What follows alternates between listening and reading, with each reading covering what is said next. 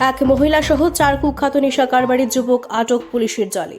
সংবাদে প্রকাশিত গোলাপবাগান এলাকা থেকে ব্রাউন সুগার কারবারি এক মহিলা সহ 4 যুবককে গ্রেফতার করেছে পূর্ব থানার পুলিশ।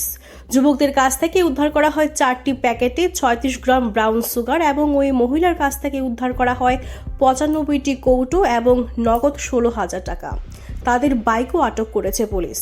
মঙ্গলবার সংবাদ মাধ্যমের মুখোমুখি হয়ে ওই বিষয়ে বিস্তারিত তথ্য তুলে ধরেছেন এসডিপিও দেবপ্রসাদ রায়। তিনি জানান, থানার ওসি রানা চ্যাটার্জির নেতৃত্বে গোপন সংবাদের ভিত্তিতে অভিযান চালিয়ে তাদের এই সাফল্য।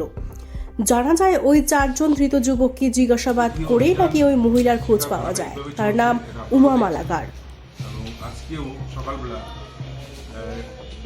পূর্ব থানার ওসি রানা চ্যাটার্জি গোপন সূত্রে জানতে পারে যে গোলাপবাগান এলাকায় জানে সেটা কিছু ছেলে ড্রাগস বিক্রি করার উদ্দেশ্যে অ্যাসেম্বল হয়েছে।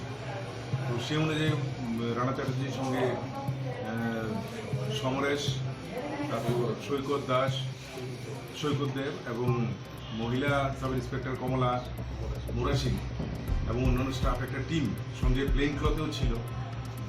ওইখানে গিয়ে রেড করার পর 4 জনকে ধরতে পারে এবং ওদের সাথে বাইকও ছিল। ওরা পালিয়ে যাওয়ার চেষ্টাও করেছে। তো ওদেরকে ধরার পর ওদের কাছ থেকে 4টে পাউচ পাওয়া গেছে ব্রাউন সুগার, তো যেগুলিতে মোট 36 গ্রাম ব্রাউন সুগার ছিল।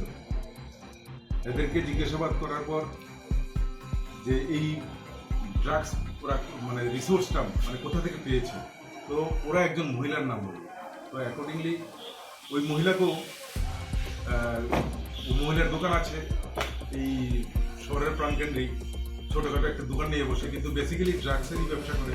ওই মহিলাকেও আটকানো হয়। ওর কাছ থেকে 95টি ছোটো কন্টেনার ব্রাউন সুগারের পাওয়া যায় এবং ক্যাশ টাকা 16,000 পাওয়া যায়। তো ওদেরকে সবাইকেই অ্যারেস্ট করা হয়েছে এবং এই সমস্ত ঘটনার উপর ভিত্তি করে কিছু নির্দিষ্ট কেস নেওয়া হয়েছে। এদেরকে আজকে আদালতে প্রেরণ করা হবে।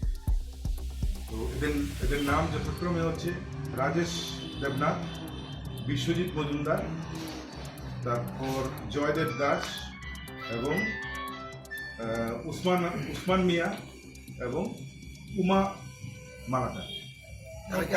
সবাই? হ্যাঁ, সবাই আগরতলায় শহর এবং শহরতলি। মোট কতজনকে ধরা হয়েছে? মোট 5 জনকে, একজন মহিলা সহ। আর এর মধ্যে আমরা 2-3 জন যারা পালিয়ে গেছে, তো এদেরকেও আমরা শনাক্ত করতে পেরেছি। ওদেরকে জিজ্ঞাসাবাদ করে এদেরকেও অ্যারেস্ট করা হবে। যে মহিলাকে আটক করে সেই মহিলার বিরুদ্ধে আগে কোনো এরকম মামলা না, সেটা নেই, এখন পর্যন্ত নেই। তারপরে আমরা দেখছি এই মহিলা এই ব্যবসার সাথে কবে থেকে জড়িত। এমনিতে মহিলা কি করে? এমনিতে তো চায়ের একটা ছোটখাটো দোকান নিয়ে বসে আছে। স্যার, একটা বিষয় যেটা, যেহেতু ওরা বিক্রি করে, তারা কোথা থেকে এগুলো সংগ্রহ করছে? বিভিন্ন জায়গাগুলি বলতে এরা ঘুরে ঘুরে বিক্রি করে। সবাই আমরা যেমন ওদের পালসার বাইক টেক সব সিজ করেছি। ওরা নিশ্চয়ই সেই ফোনে বিভিন্ন জায়গা থেকে ফোন আসে। আর স্কুল কলেজ তো আছে, এগুলি থেকে আমরা ইদানিংকালে আমরা অ্যাকচুয়ালি স্কুল কলেজগুলির উপর বেশি নজরদারি করেছি।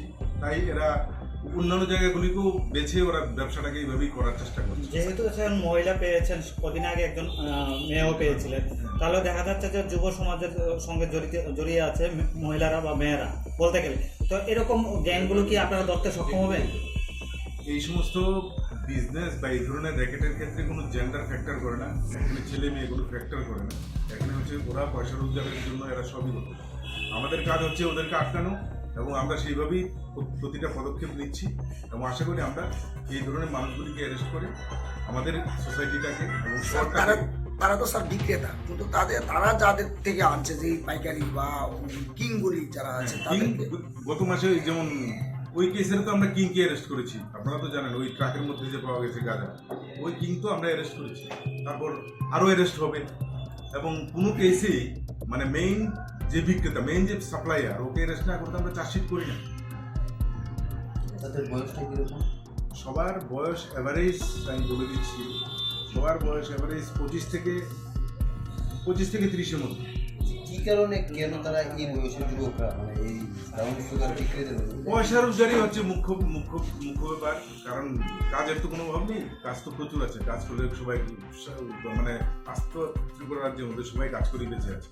যারা এখনো করছে তাদের উদ্দেশ্যে আপনার কি বার্তা, যেহেতু আপনি সদরের আমরা কাউকেই দেখা যাবে